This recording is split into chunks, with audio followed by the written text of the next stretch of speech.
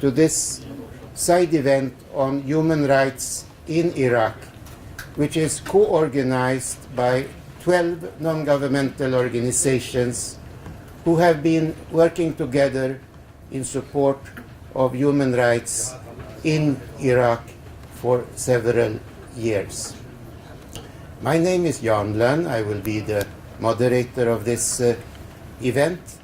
And as you may recall, it is now, in this month, and just a few weeks to come, it is 13 years ago since the illegal war of aggression against Iraq was launched. And it was launched against the strong protests and advice of the great majority of governments in this world.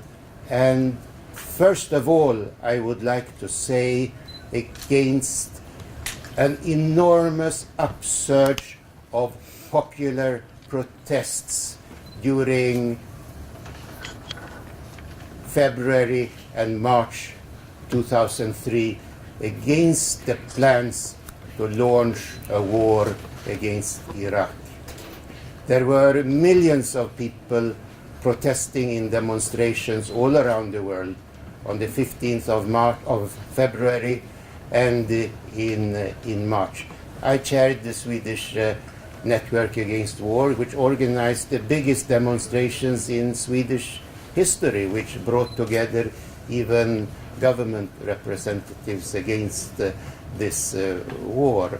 So it's an important issue that we have at stake, namely that we are now seeing the consequences of this illegal war that was launched against Iraq. All the bad, ugly consequences are now being seen in the Iraq, which is divided according to sects and regions, and where forces have appeared that had no place ever in Iraq before, but who have been brought forward by the ugly character of this invasion and occupation and what followed. We will have today with us two eminent speakers. They both come from Iraq. One of them experienced the torture in the Abu Ghraib prison in Iraq. Those photos you may remember that came up in 2003, 2004, and which showed to the world something of what was happening and shocked the world. The pictures from the Abu Ghraib prison, and we have one of those victims of this torture that came to be known in the world, who is with us and who will talk to us.